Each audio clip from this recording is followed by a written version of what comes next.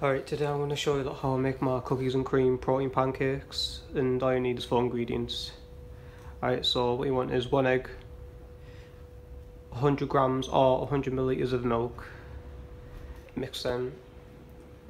Then what you want is 60 grams of oats, 1 scoop of cookies and cream whey protein, blend that.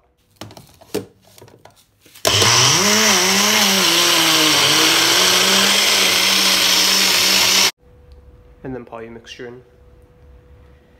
And there you go, there's my cookies and cream protein pancakes. And what I like to add is some chocolate spread and maybe a cup of tea. And I like to have this as a post-workout meal. So yeah, if you like the video, just like it, and I might make some more videos. I'll see you later.